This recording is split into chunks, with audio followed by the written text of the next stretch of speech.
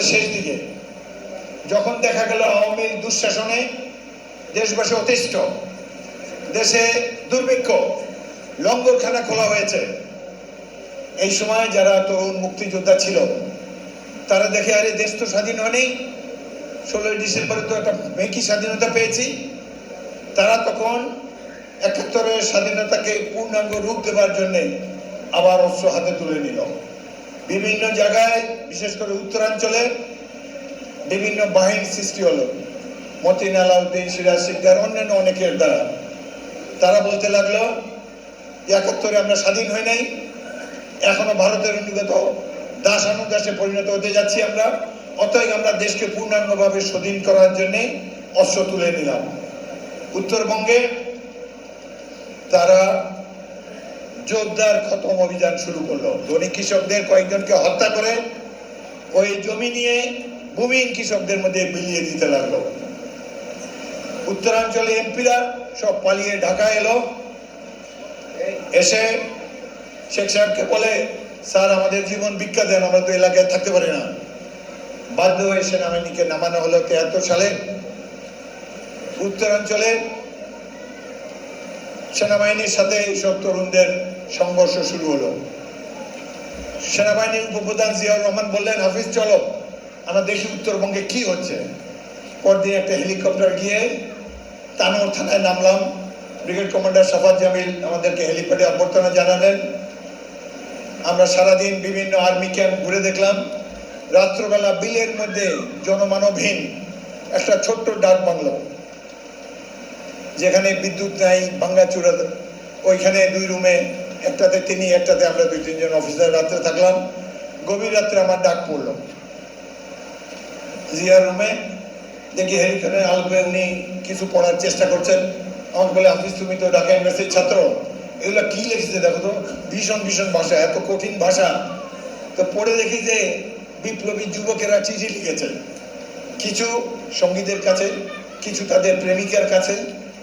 সেই চিঠি পড়ে পড়ে আমি অবাক হয়ে গেলাম। তাদের মর্ম কথা হলো, দেশ এখনো স্বাধীন হয় নাই, জনগণকে স্বাধীন করার জন্য আমরা আমাদের নশ্বর জীবন উৎসর্গ করলাম, আবার অস্ত্র হাতে তুলে নিলাম। যুদ্ধের ফলে অনেককে সেনাবাহিনী গ্রেফতার করেছে, অনেককে হত্যা করেছে, সৈনিকরাও কয়েকজন শহীদ হয়েছে।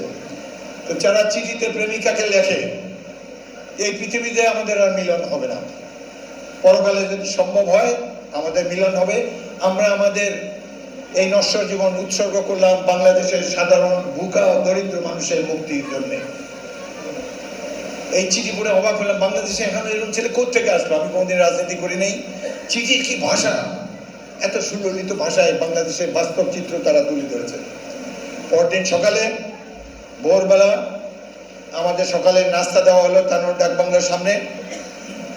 একটা বেঞ্চের উপরে উপপ্রধান general Ziaur Rahman, brigade commander সাফাত জামিল এবং আমরা 3 জন বসেছি।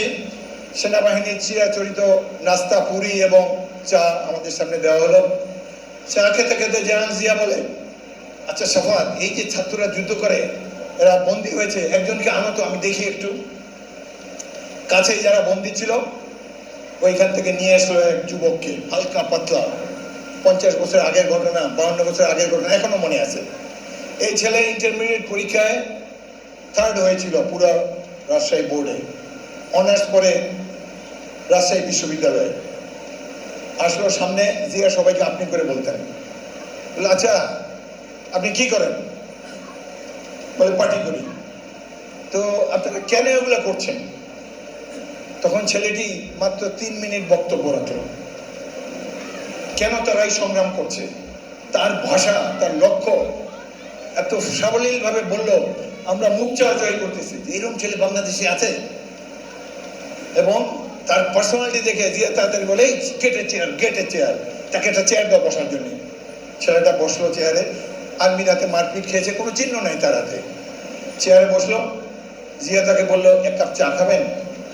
সে বলে, না, আপনাদের চা আপনারাই খান। তারপরে বলল, একসাথেই তো মুক্তিযুদ্ধ করেছিলাম, এখন আপনারা কেন এই জালিম সরকারের বরকন্দাজ হিসেবে এসেছেন এখানে আমাদেরকে দমন করার জন্য? তাই আপনাদের চা আর খাবো না। উঠে দাঁড়ালো, তাকে নিয়ে যাওয়া হলো। এরপর জিয়াউর রহমান যে কথাটি বললেন সেটি বলার জন্য আমি এই কাহিনীর অবতারণা করেছি। যে আমাদের দিকে তাকিয়ে বললেন,